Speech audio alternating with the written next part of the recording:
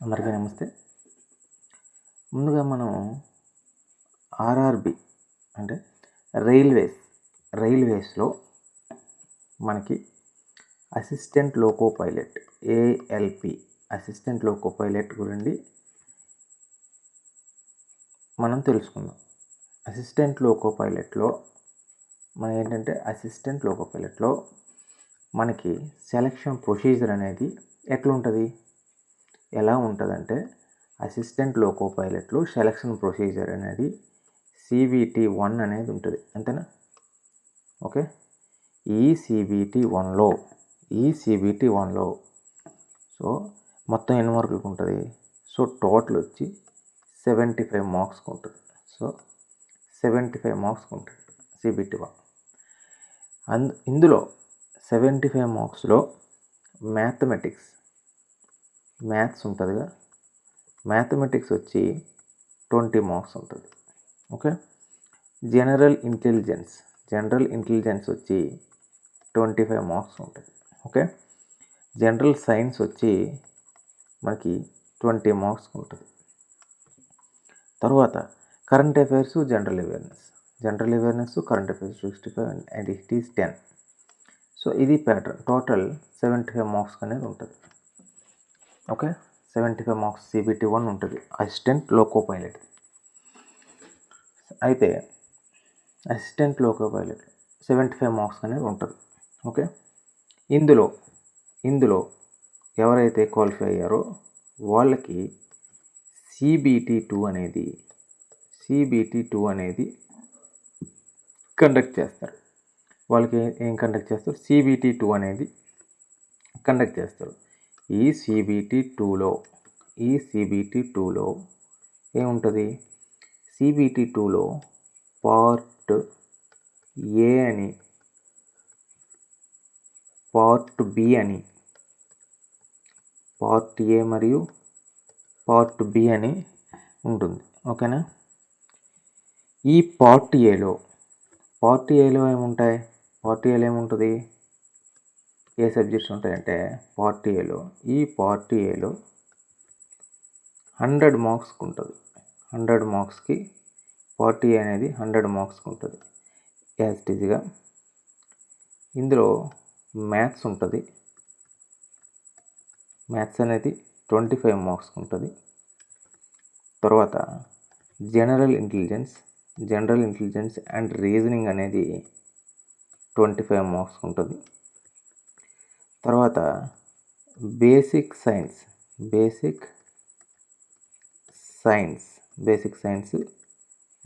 ఎన్ని మార్కులకు ఉంటుంది? 40 మార్క్స్కి ఉంటుంది. సో బేసిక్ సైన్స్ అనేది 40 మార్క్స్కి ఉంటుంది. జనరల్ అవేర్నెస్ అనేది 10 మార్క్స్కి ఉంటుంది. 40 టోటల్ వచ్చి 100 మార్క్స్ అనమాట. అయితే ఇది సెలక్షన్కి మాత్రం దీన్ని తీసుకుంటాడు. అయితే ఇక్కడ ఇంకో విషయం ఏంటంటే పార్ట్ బి ఉంది కదా, పార్ట్ బి. సో ఇది కనిపించినట్లేదు, కలర్ మారుద్దాం. ఏదైతే పార్ట్ బి ఉందో ఈ పార్ట్ బిలో ట్రేడ్ ఇస్తాడనమాట. అంటే ట్రేడ్ అంటే ఎవరైతే మనం ట్రేడ్ మెకానికల్ అవ్వచ్చు, మెకానికల్ లేదా ఫిట్టర్ అనమాట. ఫిట్టర్ అంటాం. ఆటోమొబైల్ ఉంటుంది,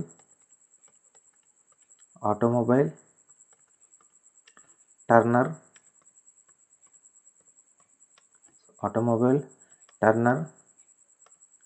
electrician, electrical, diesel mechanic,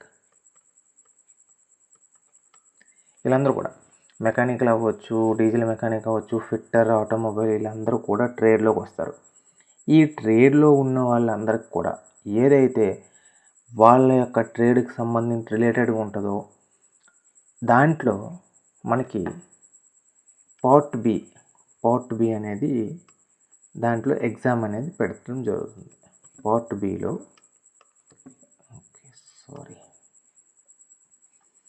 part below exam అనేది ట్రేడ్ ఉంటుంది అన్నమాట. కన్సర్న్ ట్రేడ్ ఉంటుంది, ఎవరైతే ట్రేడ్.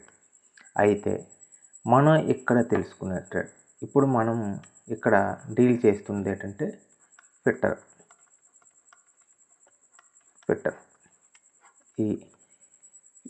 ఈ మొత్తం ఈ క్లాస్లో ఇప్పుడు మనం తీసుకున్న ఈ కోర్సులో మనం తీసుకున్నది ఫిట్టర్ అన్నమాట. ఫిట్టర్ గురించి మనం పూర్తిగా నేర్చుకుంటాం.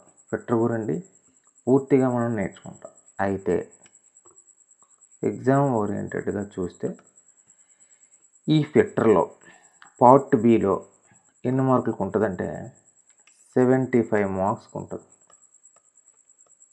75 మార్క్స్కి ఉంటుంది. అయితే ఈ 75 మార్క్స్లో ఓన్లీ ఇది ఎగ్జామ్కి సెలక్షన్కి కాకుండా క్వాలిఫైయింగ్ నేచర్ అనమాట. క్వాలిఫై అయితే చాలు. క్వాలిఫై అవ్వనట్టయితే మాత్రం మనం డిస్క్వాలిఫై అయిపోతాం. మనకి అక్కడ మార్కులు ఎన్ని వచ్చినా సరే పార్ట్ ఏలో క్వాలిఫై అవ్వకపోతే ఎగ్జామ్ అనేది నెక్స్ట్ స్టేజ్కి వెళ్ళలేము అన్నమాట. సో ఎంత రావాలి? 75లో 35% రావాలి. దట్ ఈస్ 26.25 మార్క్స్ అనేవి రావాలి మనకి. 26 పాయింట్స్ చాలా డెడ్ ఈజీ అన్నమాట. అయితే తెలియాలి ఎక్కడ ఎలా చదవాలనేది తెలియాలి. సిలబస్ అనేది కరెక్ట్గా చదువుకొని మనం చేస్తే చాలు. మనం సిలబస్ ఫాలో అయ్యి బాగా హార్డ్ వర్క్ చేసి రివిజన్ చేసినట్టయితే చాలా హ్యాపీగా మనం క్వాలిఫై అయిపోవచ్చు. చాలా నీట్గా. సో ఏ కన్ఫ్యూజన్ లేకుండా క్వాలిఫై అయిపోవచ్చు. 26.25 మార్క్స్ వస్తే చాలు.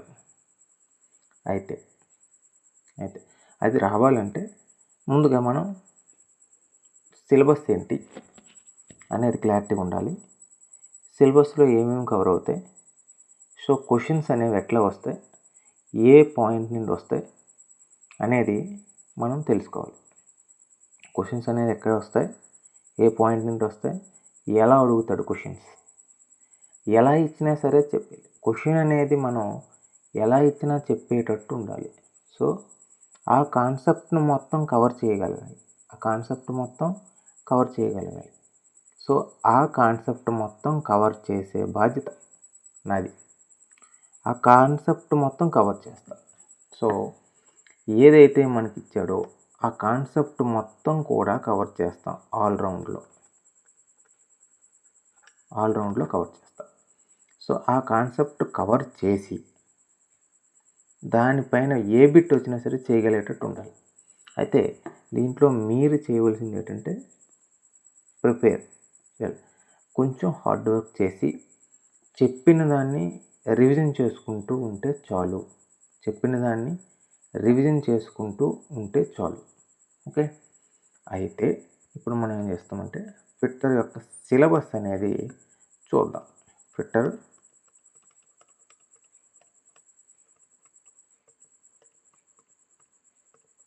సిలబస్ అనేది చూద్దాం. ఈ ఫిట్టర్ సిలబస్ వెళ్ళే ముందు ప్రతిదీ కూడా మీరు ఒక నోట్స్లో రాసుకోవాలి. ఎందుకంటే ప్రతిదీ క్లాస్లో డిస్కస్ చేయబడుతుంది. ప్రతిదీ నోట్స్లో మీరు రాసుకోవాలి. రన్నింగ్ నోట్స్ అనేది ఖచ్చితంగా పెట్టుకోండి. రన్నింగ్ నోట్స్ నుండే ప్రతిదీ ఇస్తారు. రన్నింగ్ నోట్స్ అనేది ఫైనల్ అన్నమాట. సో ప్రతిదీ కవర్ చేస్తాం కాబట్టి రన్నింగ్ నోట్స్ అనేది ఖచ్చితంగా పెట్టేసుకోండి. సో ఇంత బుక్ అనేది పెట్టుకున్నట్టయితే మనం ఎవ్రీ చాప్టర్ అనేది డీల్ చేస్తున్నప్పుడు మనం ఫిట్టర్కి ఒక నోట్స్ అనేది పెట్టేసుకోవాలి.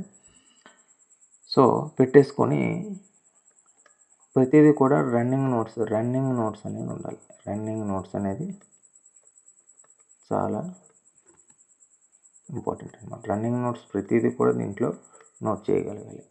సో ఇప్పుడు మనం ఫిట్టర్లో ఏమేమి కవర్ అవుతాయి అనేది చూద్దాం. First one measuring tools.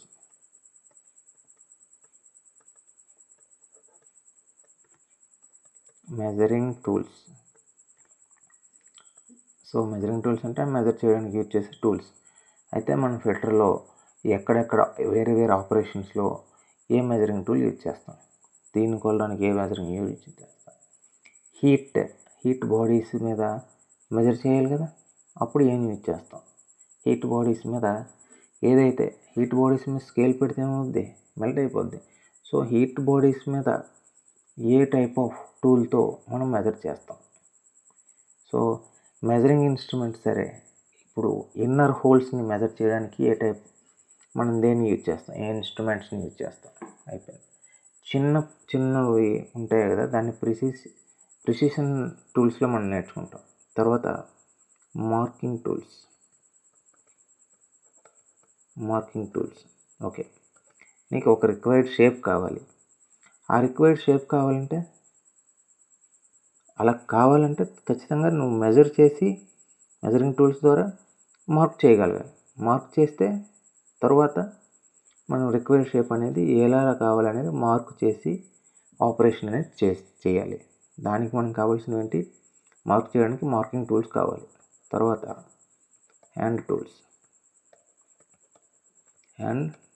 Tools ఇది కూడా చెప్తా. హ్యాండ్ ద్వారా ఆపరేషన్స్ డన్ బై హ్యాండ్ అంటే చేతితో మనం చేస్తాం ఆ టూల్స్, అలాంటివన్నీ హ్యాండ్ టూల్స్ డిస్కస్ చేద్దాం. హ్యాండ్ టూల్స్ తర్వాత కటింగ్ టూల్స్. నెక్స్ట్ వచ్చి కటింగ్ టూల్స్ అంటే పేర్లోనే ఉంది. బట్ దీంట్లో ఇంపార్టెంట్ ఏంటనేది మనం ఆ కన్సర్న్ టాపిక్ చెప్పేటప్పుడు మాత్రం ఖచ్చితంగా నేర్చుకుందాం. కటింగ్ టూల్స్ కదా. సో కటింగ్ టూల్స్ తర్వాత ప్రిసిషన్ ఇన్స్ట్రుమెంట్స్.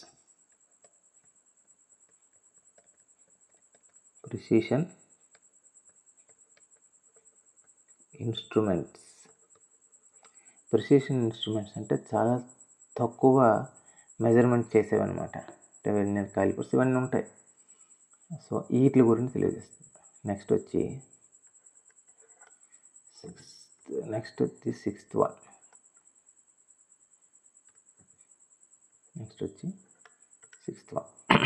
వన్ వచ్చి కటింగ్ టూల్స్. గేజెస్ గురించి కూడా మనకి చిన్న చాప్టర్ ఉంటుంది, తెలుసుకుంటాం. సో గేజెస్ అయిపోయిందా. ఇప్పుడు మనం తెలిసిన screw threads.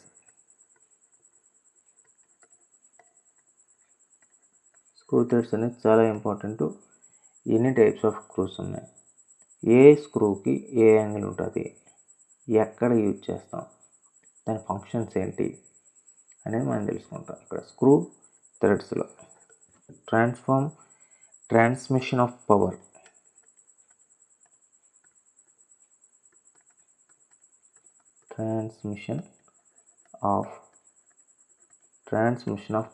Okay, transmission of power అంటే ఏంటంటే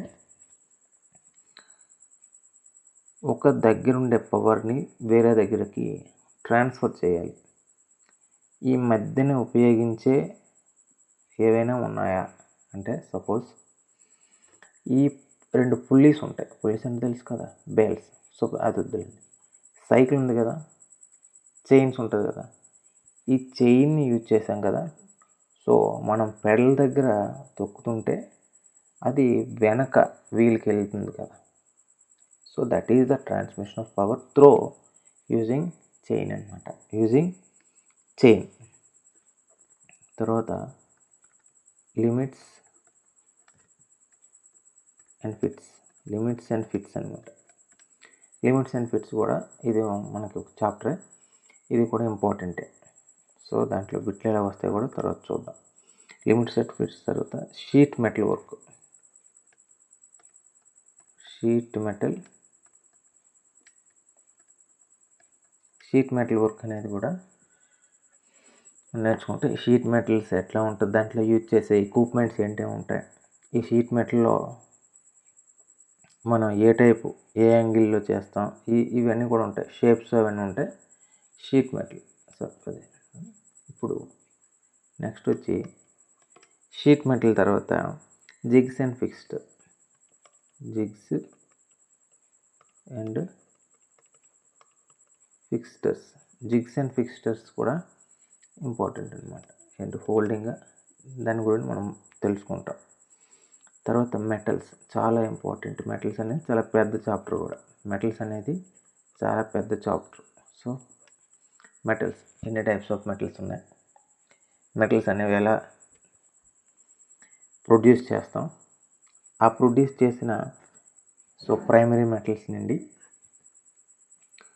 సెకండరీ మెటల్స్, అంటే ఇంకే మెటల్స్ అయినా యూజ్ చేస్తామా, అయిపోయిందా, రెండు మెటల్ కలిపి ఇంకో మెటల్ యూజ్ చేస్తామా, ఎందుకు, mechanical properties, physical properties change చేయడం కోసం. మెకానికల్ ప్రాపర్టీస్, ఫిజికల్ ప్రాపర్టీస్ మనకు కావలసినట్టు చేంజ్ చేసుకొని మనం వాడుకోవడం కోసం కాంపోజిషన్ చేస్తామన్నమాట. అంటే 2-3 మెటల్స్ చేసి ఒక ఆబ్జెక్ట్ని తయారు చేసుకుంటాం. బికాస్ ఆఫ్ వి నీడ్, మనకి కావాలి కాబట్టి చేసుకుంటాం. సో మెటల్స్ అనేది కూడా చాలా ఇంపార్టెంట్. దీని తర్వాత heat treatment.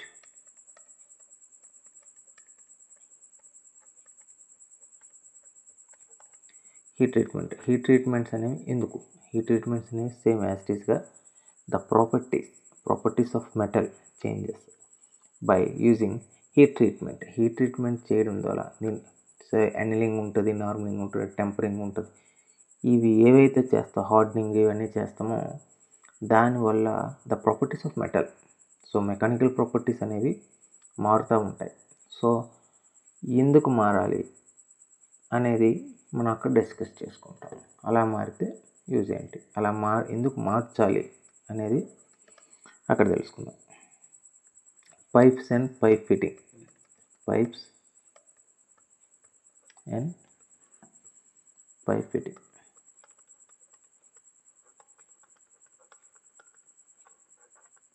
Pipes and pipe fitting. Pipes గురించి పైప్ ఫిట్టింగ్. ఇక్కడ పెద్దగా చిన్నది ఇది కాన్సెప్ట్. ఈ కాన్సెప్ట్లో మనం కొన్ని ఇంపార్టెంట్ థింగ్స్ అనేవి నేర్చుకుంటాం. లేత్, ఇది చాలా పెద్ద చాప్టర్.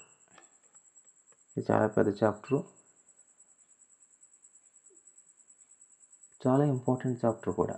ఓకేనా, అది చాలా ఇంపార్టెంట్ చాప్టర్ కూడా.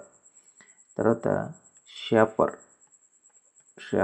షాపర్ మిషన్స్ ఉంటాయి. సో లేత్ ఒకటి, షాపర్ ఒకటి. ఓకే, తర్వాత వచ్చేసి లూబ్రికెంట్స్.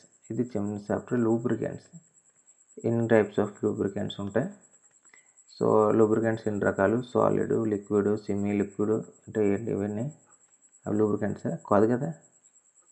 సో లూబ్రికెంట్ అనేది సెమీ లిక్విడ్లో ఉండే లూబ్రికెంట్ ఏంటంటే గ్రీజ్ అని చెప్తాం అనమాట. ఓకే, సో తర్వాత చివరిలో ఫోర్జింగ్ అనేది ఉంటుంది. ఫోర్జింగ్లో ఏ మెటల్ యూజ్ చేస్తాం, అదే మెటీరియల్స్ యూజ్ చేస్తాం. ఫోర్జింగ్లో ఏ టూల్స్ యూజ్ చేస్తాం, ఫోర్జింగ్ అనేది ఎలా చేయొచ్చు. సో ఫోర్జింగ్ అనేది మన ఎగ్జామినేషన్ పాయింట్ ఆఫ్ వ్యూలో ఈ 18 చాప్టర్లు అనేవి కూడా చాలా చాలా ఇంపార్టెంట్. ఓకే, ఈ 18 చాప్టర్ల తర్వాత సో మనకు వచ్చే నెక్స్ట్ చాప్టర్ వెల్డింగ్ అనేది ఉంటుందమ్మా. ఈ వెల్డింగ్లో కొన్ని మాత్రమే మనకి ఇంపార్టెంట్. ఈ వెల్డింగ్లో కొన్ని చెప్తాం, అదే ఇంపార్టెంట్, గుర్తుపెట్టుకోవాలి. ఓకే, ఈ వెల్డింగ్లో కొన్ని ఇంపార్టెంట్, అవి గుర్తుపెట్టుకోవాలి. అయితే ఈ examination point of view measuring tools and marking tools, hand tools అనేవి ఉంటాయి. సో ఇది ఇంట్రొడక్షన్ క్లాస్. అయితే ఇక్కడ మీరు చేయవలసిందల్లా క్లాసులో ఏదైతే చెప్తున్నామో అది నోట్స్ అనేది ప్రిపేర్ చేసుకోవాలి. సో మధ్యన బిట్స్ అనేవి ఎలా ఫ్రేమ్ చేస్తామనేది కూడా మనం తెలుసుకుంటాం.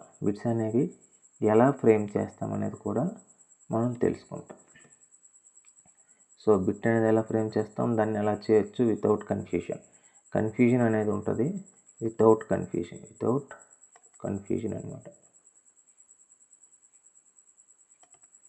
వితౌట్ కన్ఫ్యూజన్తో బిట్స్ అనేవి ఎలా చేస్తామనేది నేర్చుకున్నాం. So measuring tools, marking tools, hand tools, cutting tools, precision tools, gauges, screw threads, transmission of power, limits and fits, sheet metal work, తర్వాత jigs and fixture, metals, heat treatment, pipes and pipe fitting, lathe, shaper, lubricants, forging, welding.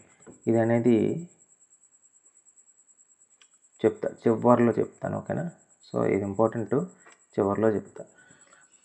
ఇప్పుడు మనం next క్లాస్లో ఏంటంటే measuring tools గురించి మాట్లాడతాం.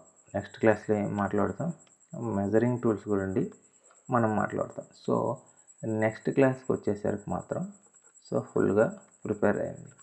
And thank you and thank you.